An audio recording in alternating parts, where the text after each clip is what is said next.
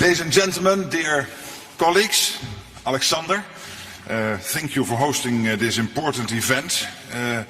I think our presence here this is the first ever nuclear energy summit. It illustrates, I believe, a widespread recognition of the crucial role that nuclear power can play in and combating climate change and providing energy security. For a long time, many of us had reservations, a key reason being the 1986 Chernobyl disaster, which people of my generation still remember vividly. But times have changed. Safety technology has evolved. And, of course, our views on the urgency of a fossil-free future have changed dramatically in recent decades. I believe there can be no doubt now that the war in Ukraine and its impact on the energy sector has acted as an accelerator. Never before has the vulnerability of our energy system been felt so directly. Never before has the need for a reliable and affordable fossil-free energy supply been so clear. And never before has it been so obvious that the energy transition cannot rest on solar and wind power alone. It is true that for the transition to succeed, we need every carbon-free energy source we can get. But we also need a source that's available come rain or shine. And that is nuclear energy. At COP28 we reached collectively a new milestone. In Dubai, more than 20 countries signed a declaration to triple nuclear energy capacity by 2050. The Netherlands is one of the signatories. Because we realize that we can't reach net zero anytime soon without investing heavily in nuclear energy. So that's exactly what we are doing. We are investing in the existing nuclear power plant in Borselen in order to keep it open longer. The mayor of that town will address this summit later today.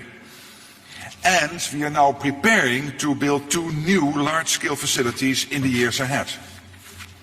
Yes, of course, we need to keep innovating to make nuclear energy ever safer and also more efficient. That goes without saying. And with that in mind, today I want to applaud the efforts of you, Mr. Grossi, and everyone at the International Atomic Energy Agency. The agency's role as a knowledge provider and also a watchdog. These 2 roles, it is crucial.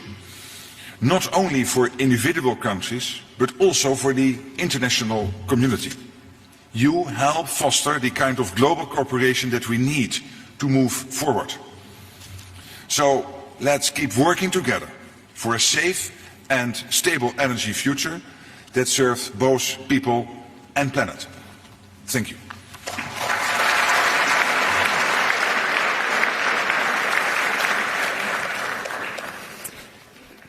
Thank you very much, Mr. Prime Minister Rutte.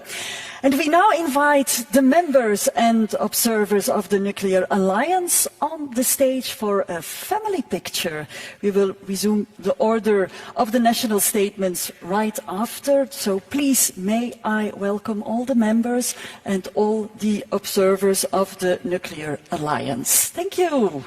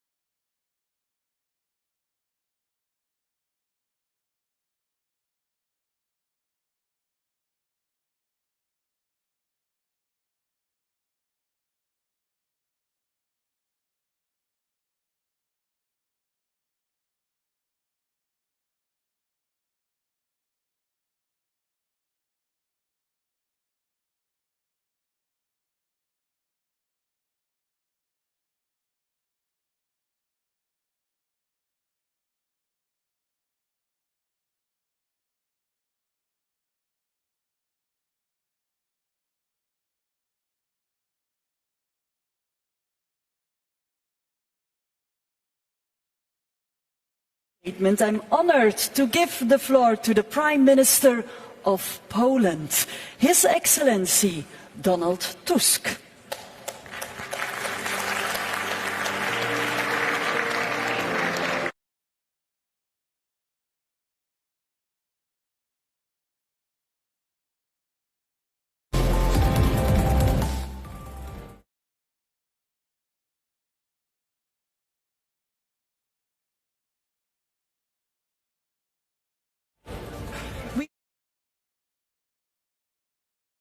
Mr. Tusk, but I will continue with the Prime Minister of Slovakia, His Excellency Robert Fico.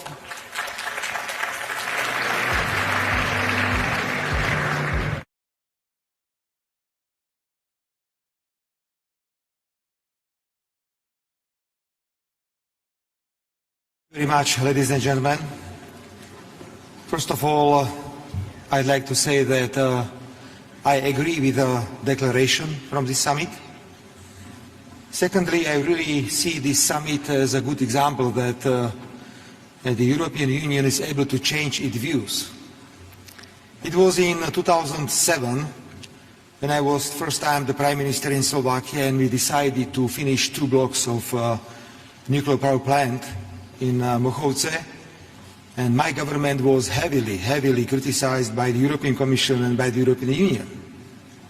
So I hope that this summit is a good example that the European Union and its organs are able to change views not only in the field of nuclear energy but also in other fields. Ladies and gentlemen, atomic energy, nuclear energy plays decisive role in Slovakia, and Slovakia can be compared with France. Sometimes I can say that Slovakia is a small France when I compare how we use atomic energy in my country. Just to understand, we produce in Slovakia at the moment 1 million cars, and there are plans to produce 1.5 million cars per year.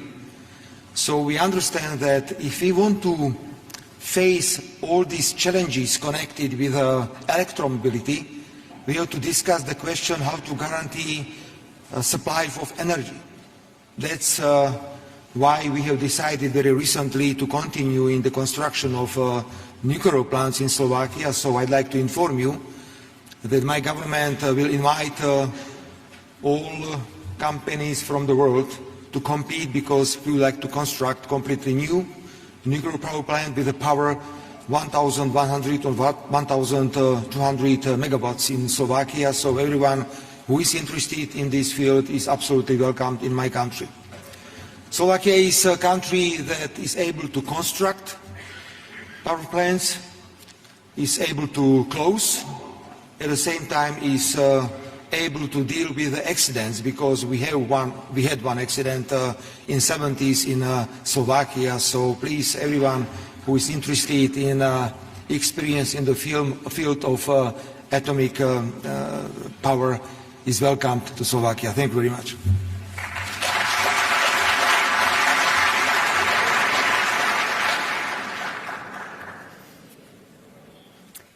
Thank you, Mr. Prime Minister. And now may I ask a warm welcome to the Prime Minister of Slovenia, His Excellency Robert Golob.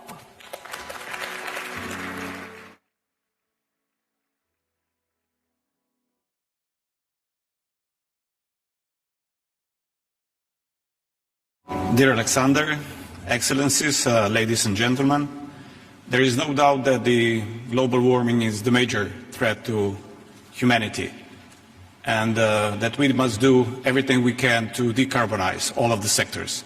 But the energy comes first.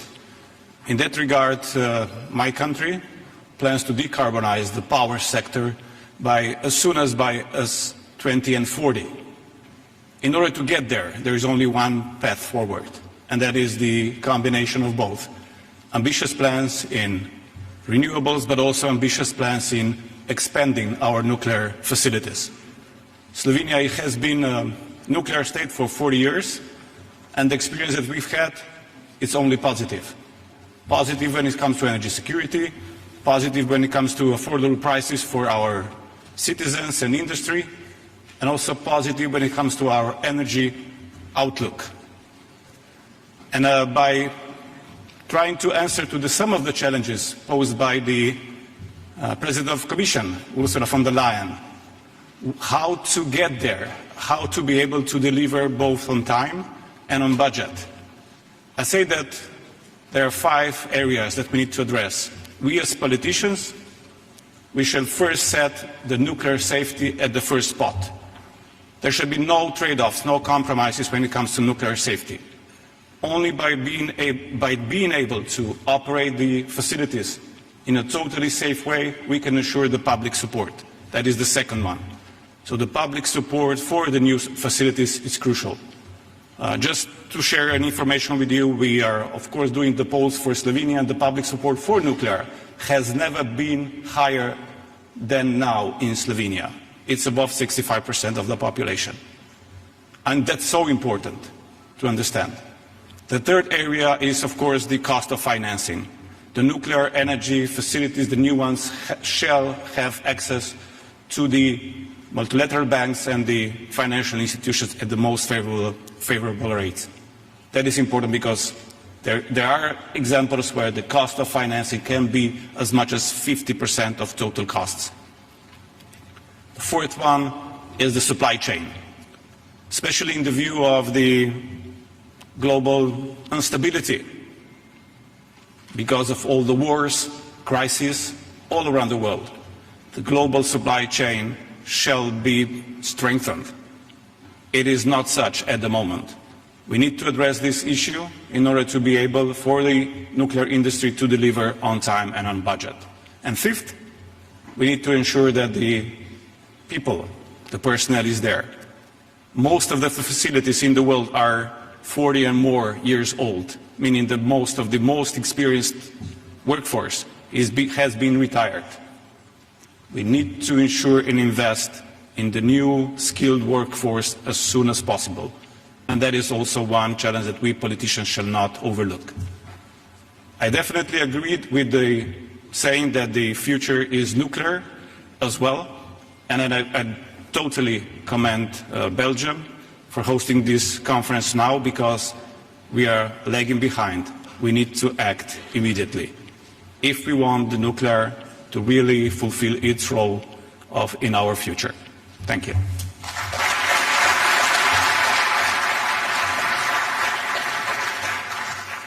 Thank you, Your Excellency. And now please welcome the Prime Minister of Sweden, His Excellency Ulf Kristersson.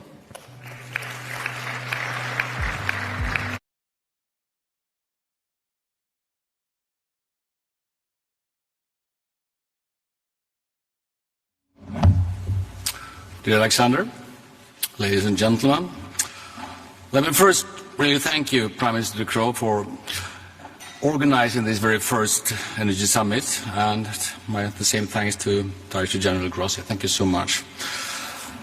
As everybody knows, the world needs more clean electricity, and an important part of that is more nuclear power as well.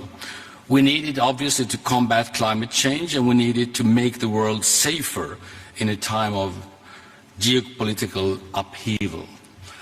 At COP28, more than 20 countries, Sweden included, launched the Declaration of Triple Nuclear Energy. The declaration recognizes the key role of nuclear energy in achieving global net zero greenhouse gas emissions by 2050 and keeping the 1.5-degree goal within reach. On the topic of COP28, I will also underline Sweden's support of IAEA's landmark statement that net zero needs nuclear power.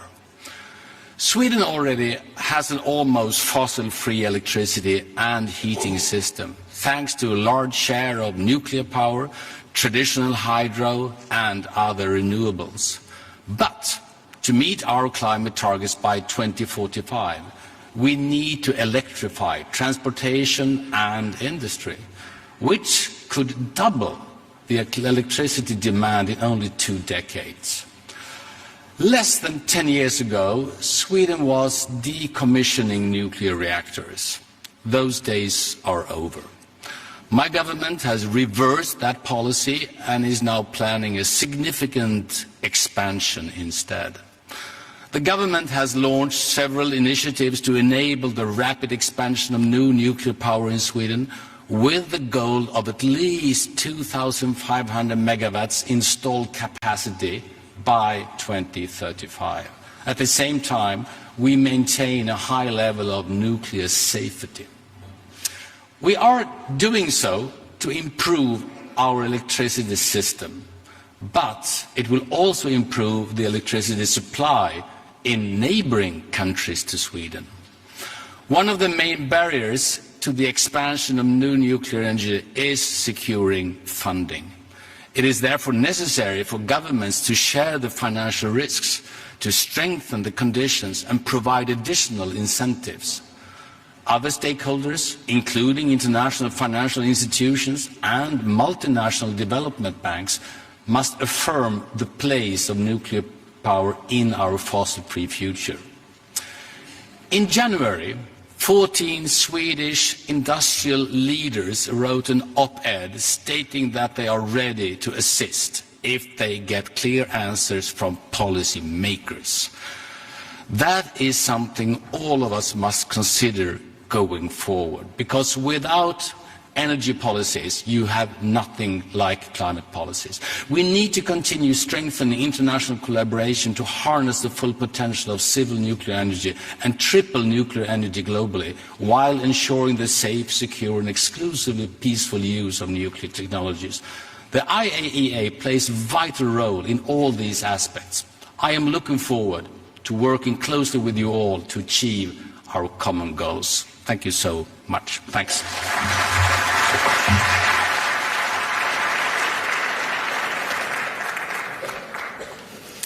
Thank you, Your Excellency.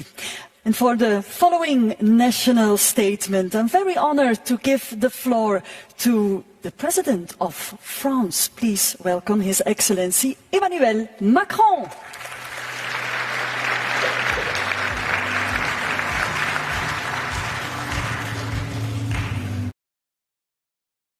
Thank you very much, President, Prime Ministers, dear Alexander, dear Raphael. Thank you.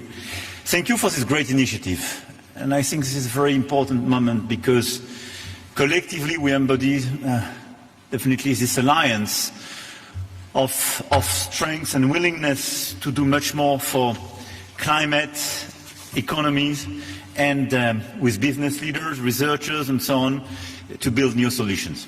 I don't want to repeat what my colleague perfectly expressed, but our challenge is to deliver on climate change and reduce our CO2 emissions, is to improve our sovereignty by securing our energy, and it's to improve our competitiveness in order to create jobs at the same time.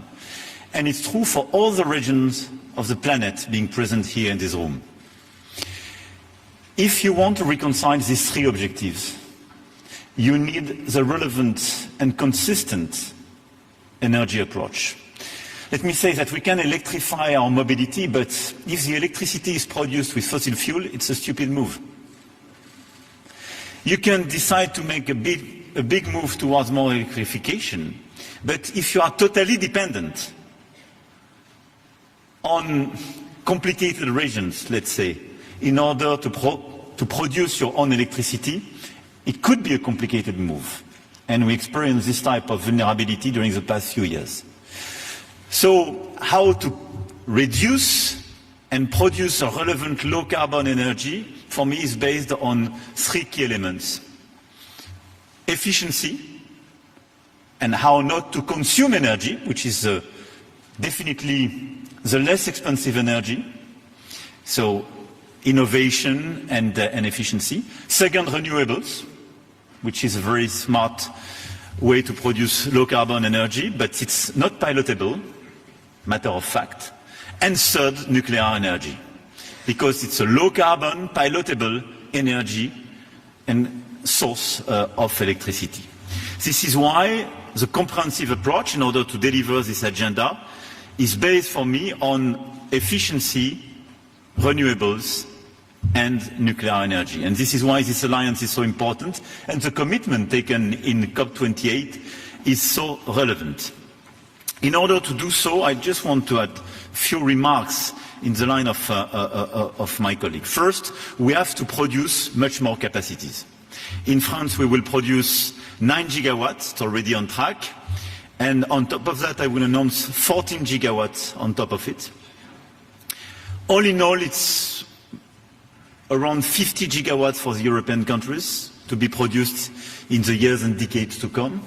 But in all the regions of the world being present here, it's a very important source of energy. And from Caucasus to Asia, Latin America, obviously the US, this is a very important way to do it, and de facto to reduce costs. Second, financing. Cost of financing, Robert mentioned it, is a very important part of precisely the competitiveness of this type of project. This is why we have to put the European Investment Bank, but to streamline our regulatory framework, to be neutral from a technological point of view in all the different regions, and to attract a lot of private investments because it's a relevant move.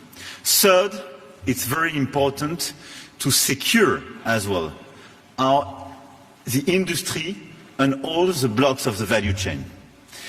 And de facto, energy could be a huge source of jobs creation, a huge source of industrial development, because we will create or recreate in the different countries a lot of this value chain and a lot of jobs in order to produce the nuclear plants, to secure them, and to be in charge of the full-stage function. It's very important as well to secure this different block of the value chain. Fourth, competences. One of the big issues, and we had this problem during the past decade in France, it's when you have shortage in some competences. This is why building this alliance and this commitment, we have now to be sure that we have the relevant planning in terms of education, training programs, to be sure that we have all the workers we need in order to produce.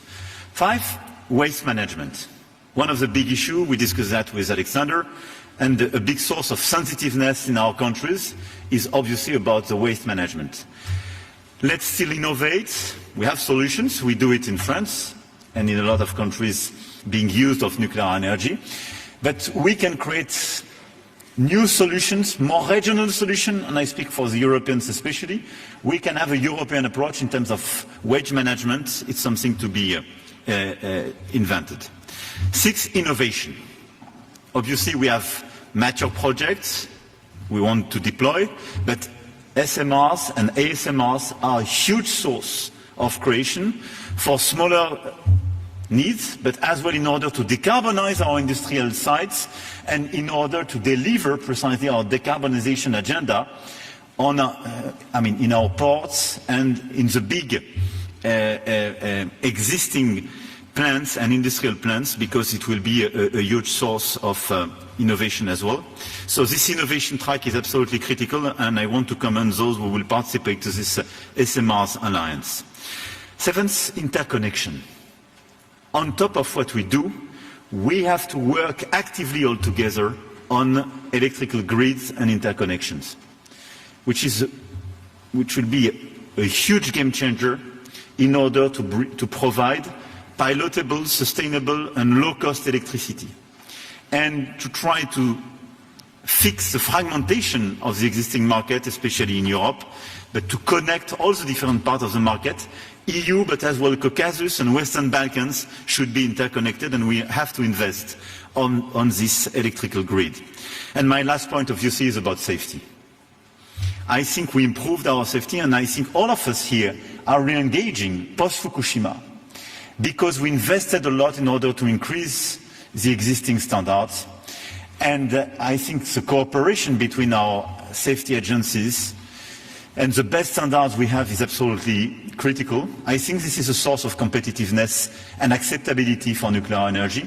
And I want to commend the role as well of the international agency, Cher Raphael, because from Iran to Zaporizhia in Ukraine and all the sensitive issues, having an independent international coordination through your agency is so important. Here were the key elements I wanted to mention on top of the remarks made by the colleagues. But I want to thank you here for your presence. But now let's deliver a very concrete and an action plan with the governments, with the agency, and I want to salute as well the l'Agence Internationale de l'Énergie, cher Fatih, and all the business leaders and the researchers, because we have for decades now a huge agenda of growth, innovation, jobs creation, making us able to deliver our objective for carbon neutrality in 2050. Thank you.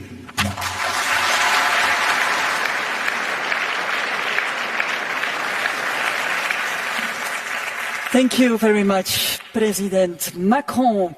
And now please welcome the Minister of Foreign Affairs of Azerbaijan, His Excellency Ceyhun Bayramov.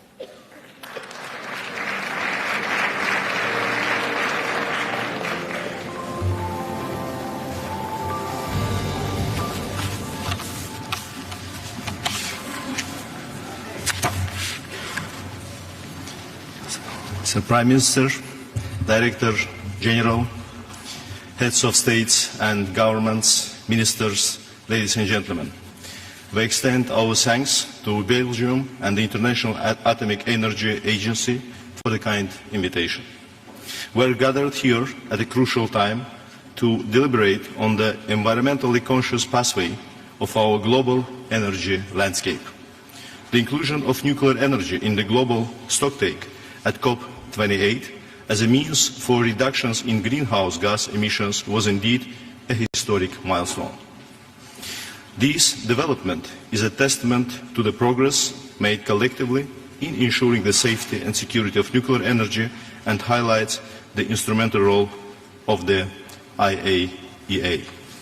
The IAEA steps focusing on the environmental impacts of nuclear energy, most notably the Atoms for Climate initiative, are commendable and deserve our full support.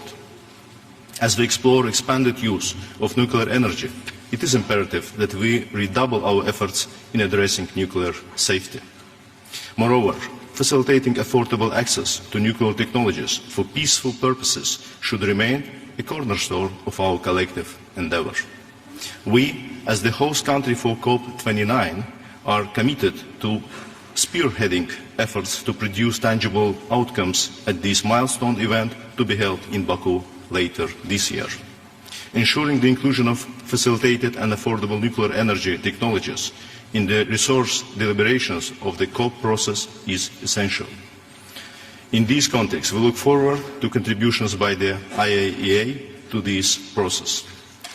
At the national level, Azerbaijan benefits from the peaceful use of nuclear technology in medical, agriculture and other fields.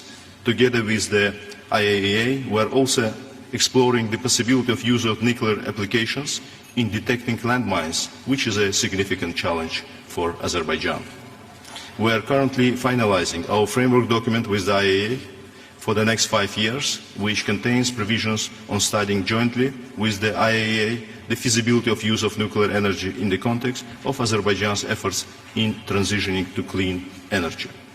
In conclusion, the path forward necessitates a balanced approach integrating the safe, secure, equitable and affordable expansion of nuclear energy while ensuring environmental sustainability. I would like to assure you that in our national capacity and as the COP29 chair, we will spare no effort in this regard. Thank you for your attention.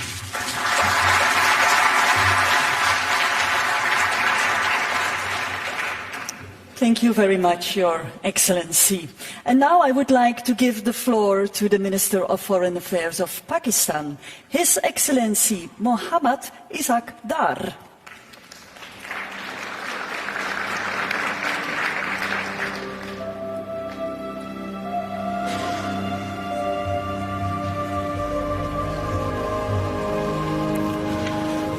Honorable host, Prime Minister De Croo, Excellency Director General IAEA, Dr. Grossi,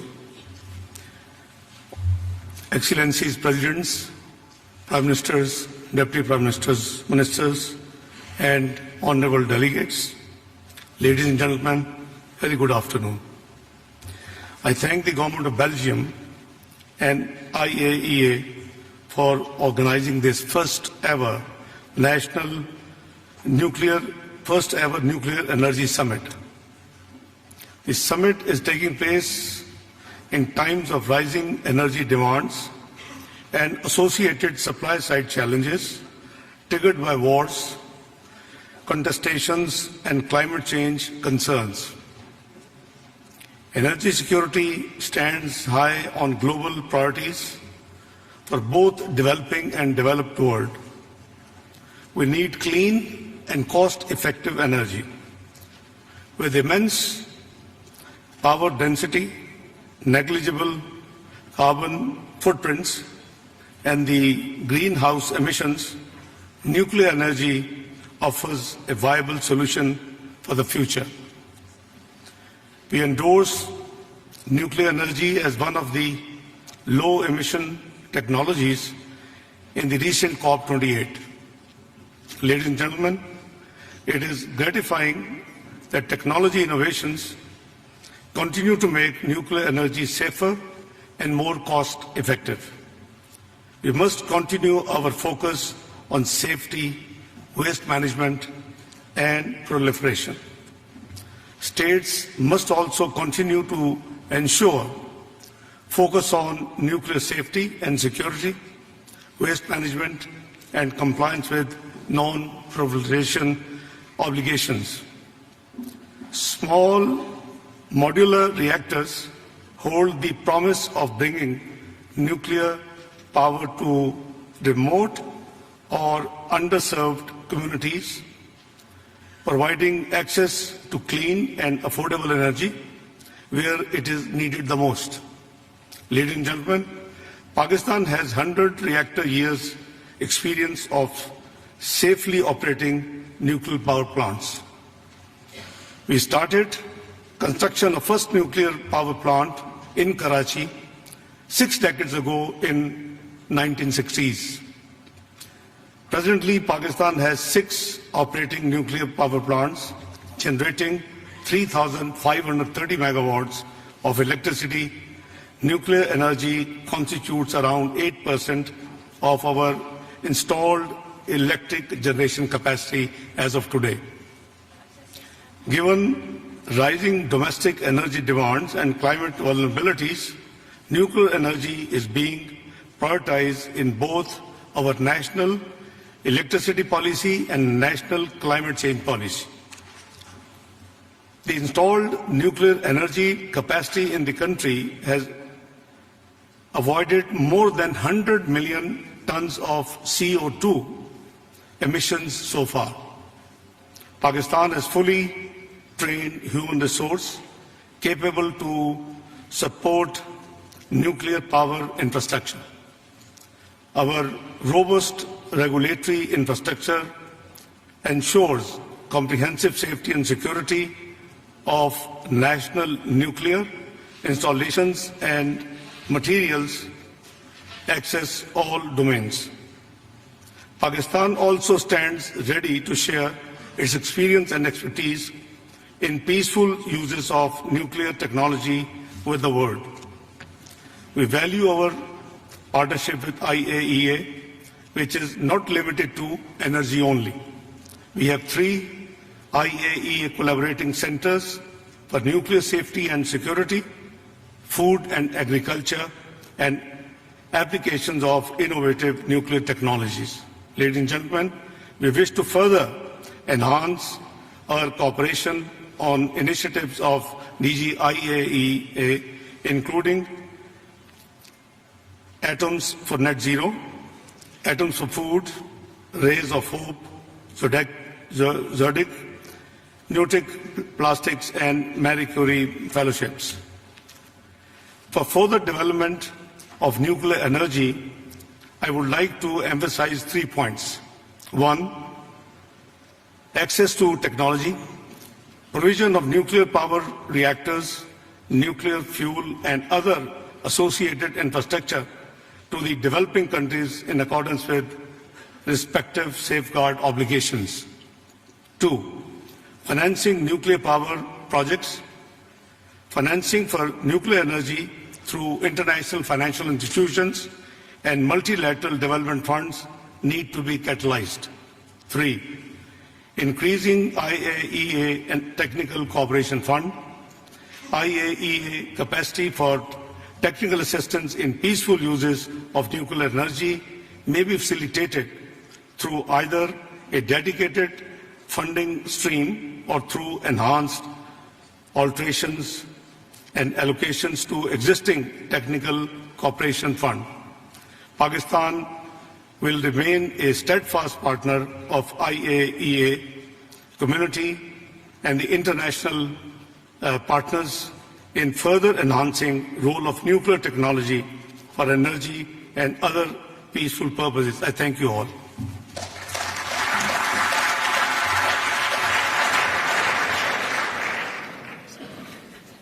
Thank you, Minister Dar.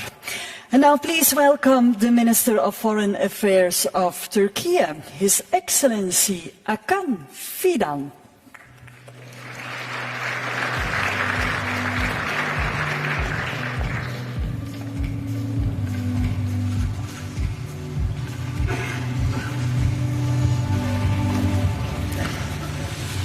Dear Prime Minister, dear Director General, Honorable Heads of State and Government, and dear colleagues, it is a distinct pleasure to be at the first Nuclear Energy Summit. Therefore, we thank Belgium and the IAEA for organizing this timely meeting. The summit constitutes a turning point concerning the future of civil nuclear energy. Here we acknowledge the role of civil nuclear energy in energy security and the fight against climate change. Turkey has already been implementing a solid energy route and source diversification strategy with an ambitious clean energy transition agenda.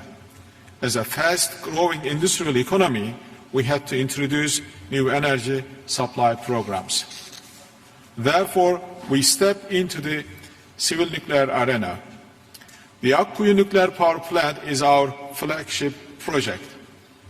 Once fully operational, it will meet 10% of our electricity demand. Our objective is to raise this level by building additional conventional plants as well as small modular reactors.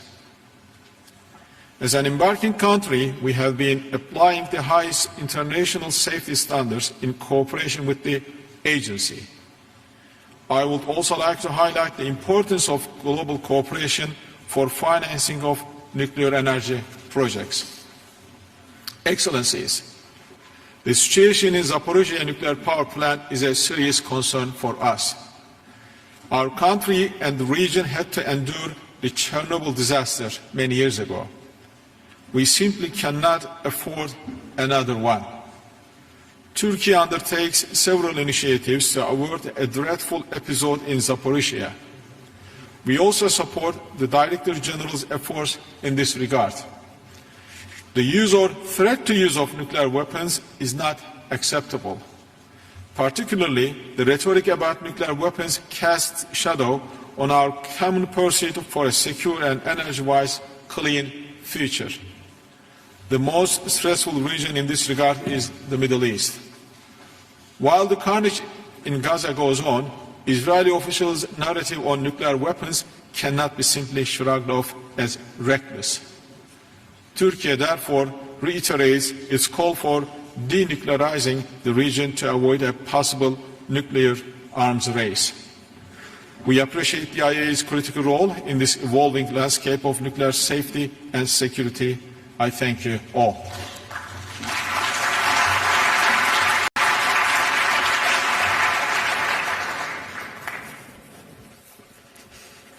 Thank you very much, Your Excellency. And for the following statement, I would like to ask a warm welcome to the Parliamentary Vice Minister of Foreign Affairs of Japan, His Excellency Masahiro Komura.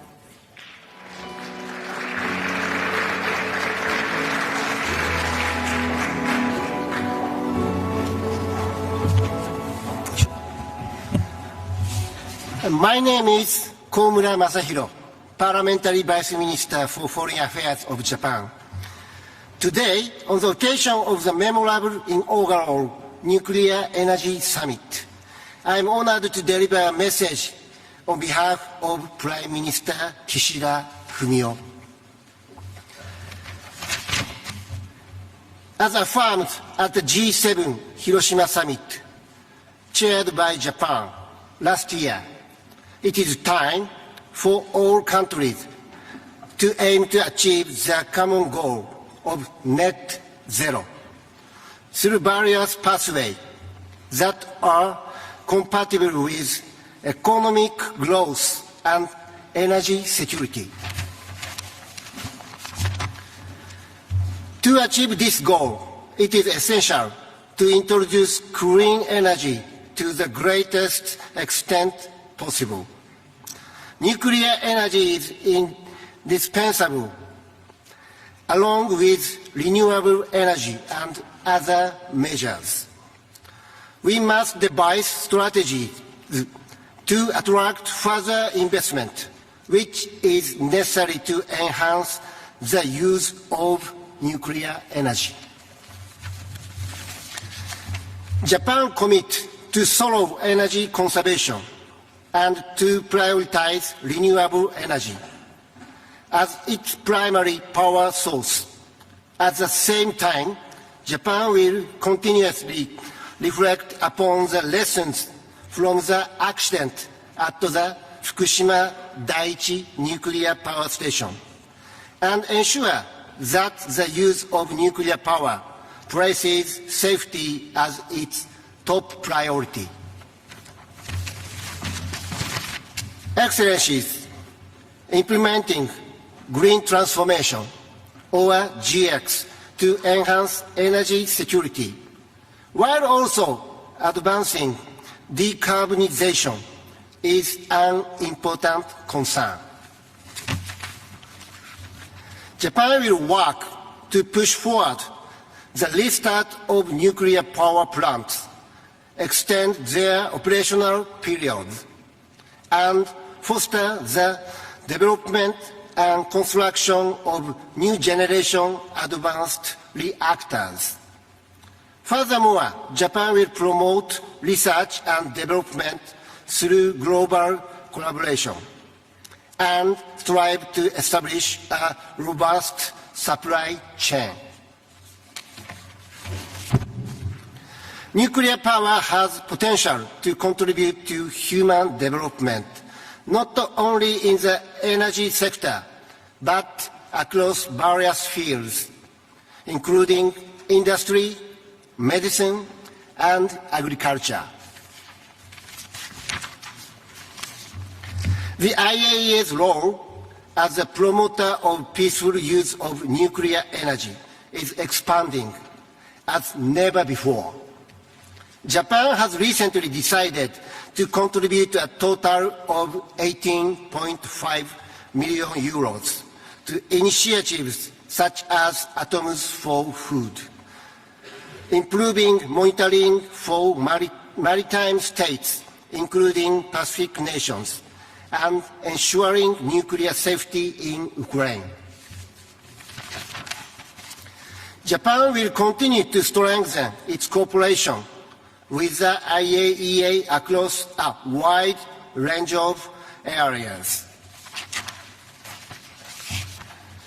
In partnership with the international community, Japan is committed to extending every effort to ensure the safe and sustainable use of nuclear energy and nuclear non-proliferation.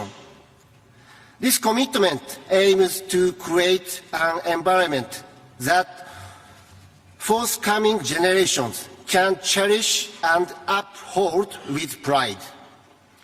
It is my hope that this summit will make significant progress in that direction.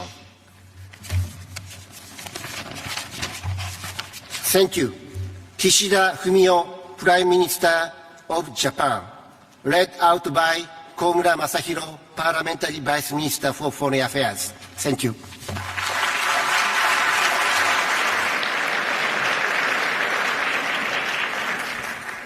Thank you very much, Mr. Vice Minister. And now I'm very honored to give the floor to the Senior Advisor to the President for Clean Energy, Innovation and Implementation of the United States of America, Mr. John Podesta.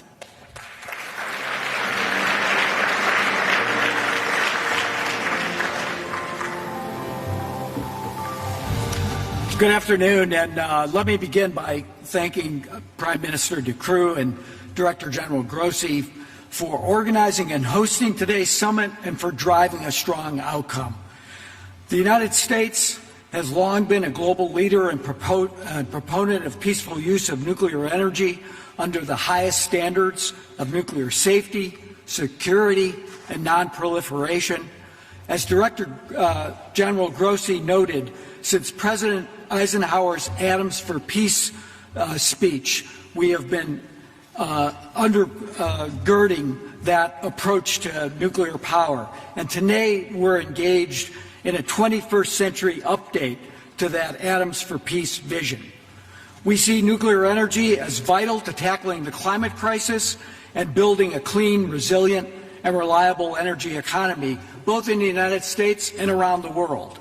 It's why the United States co-led a bold pledge with more than 20 countries at COP28 to triple global nuclear energy capacity by 2050. 2024, of course, is a critical year of implementation for that pledge. We estimate that the United States alone would need to build 200 gigawatts of new nuclear capacity to meet our domestic net zero 2050 commitment. We're getting to work.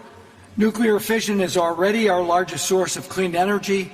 Construction was recently completed on the AP1000 Vogtle 3 unit, and we're working to complete the Vogtle Unit 4 unit.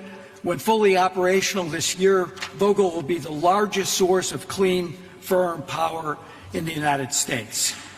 U.S. companies with support of the Biden-Harris administration are also building multiple advanced and small modular reactor demonstrations to speed their commercial deployment and make them ready for worldwide deployment by the beginning of the next decade.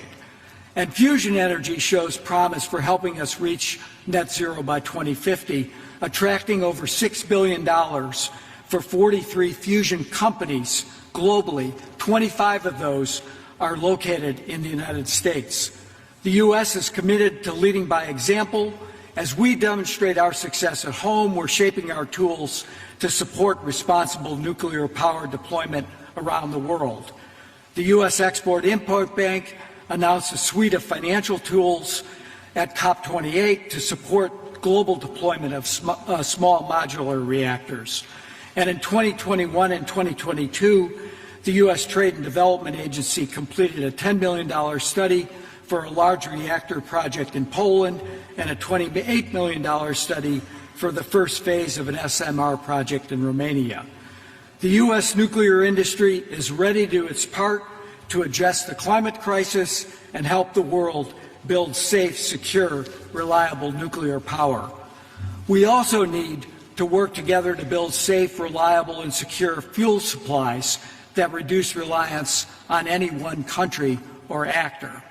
At COP28, the United States, Japan, Canada, France, and the UK announced we would collectively mobilize at least $4.2 billion in government-led investments to enhance enrichment and conversion capacity over the next 3 years, and we've already surpassed that goal just a few months later. We're committed to working domestically and globally to keep the 1.5 degrees C within reach and to make sure that nuclear energy does its part to build a safer, cleaner, better future for our entire planet. Thank you.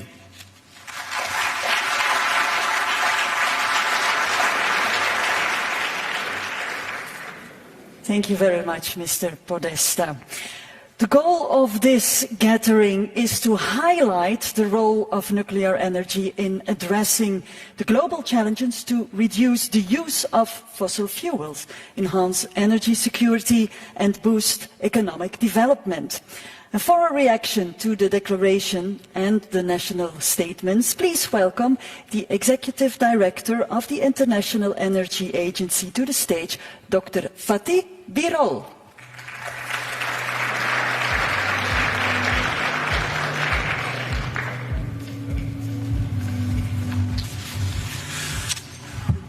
Prime Minister De Croo, dear Rafael, ladies and gentlemen, a very good afternoon to all of you. Dear colleagues, at the International Energy Agency, we are a very lucky organization, fortunate organization, because we have all the energy data at our fingertips. All the projects, investments, numbers. And 2.5 years ago, in Paris, there was a major nuclear meeting 2.5 years ago, and at that meeting, I dare to say, nuclear is ready to make a comeback. And today, when I look at this data, I can assure you that nuclear is coming back, and coming back strongly. What happened in the last 2.5 years? Why it changed? Think about the colleagues who deal with nuclear issues and the others. What changed? I think 3 things changed. The mood for nuclear, making it more positive. The first one, we talk about climate change here a lot, and I will come in a moment, but in my view, the main driver for pushing the nuclear at the forefront was the energy security. After 24th of February 2 years ago, everybody in the world, in Europe and the rest of the world, understood that to generate electricity at home is very important for the national security. So many countries changed their policies accordingly and push renewables and nuclear electricity in order to enhance their energy securities. And I want to hear the congratulate, in fact, the Prime Minister De Croo. Many of you may know or not, but the Belgium nuclear policy was very different than it is today. And the Prime Minister had the courage and the determination to reverse it in line with the national interest of Belgium for today, but also for tomorrow. So the first driver was the energy security of nuclear making a comeback. Second one is, many colleagues mentioned, climate change. If we want to reach net zero without having any nuclear, it is impossible. It plays a crucial role. And the third and last point, dear colleagues, in today's economy, if you want to compete, you need stable electricity prices. So the third one is the competitiveness gave a boost to nuclear power. And ladies and gentlemen, it is looking very good for nuclear, but a success is not taken for granted. There is a job for government and job for industry. For governments, please, please, please value the job that nuclear industry, nuclear electricity generation is providing, zero emission and 24/7 electricity to your economies. Through different ways, because nuclear projects are not easy projects. They took a long time. You built a solar or wind plant, 2-3 years of time. Nuclear takes a long time. There are many construction risks. They require huge capital, the upfront capital. So there is a role for governments to play here. The job also for industry. Now, we have many, our colleagues said, the moderator, 300 representatives of the nuclear industry. To be very frank, dear representatives of the nuclear industry, in the recent years, the track record of the nuclear industry is not very bright. And I think nuclear industry needs to, now, as Madame von der Leyen said, the President, more disciplined and try to deliver on time and on budget. This is extremely important. Dear colleagues, last 2 points. Another challenge coming for the new nuclear builds around the world, which is competitiveness with the changing the dynamics of natural gas markets. The IAEA, our analysis show that starting from 2025, huge amount of new LNG coming to markets, United States, Qatar and elsewhere. This will put a downward pressure on the natural gas prices. Therefore, the appetite for building the gas-fired power plants might be much stronger than today, which could make the life of nuclear power rather challenging. Dear colleagues, let me finish my words by making a suggestion to all of you. Nuclear industry, unlike the other parts of the energy industry, it is very important to show international political determination, as we are showing here today. So my suggestion is, to this meeting, organized and hosted kindly by the Prime Minister De Croo and my friend Rafael, maybe this meeting can be a regular meeting at the international level to review what we are doing, what we are achieving, and what is the next step to take stock. And International Energy Agency will be very happy to support this initiative. Thank you very much.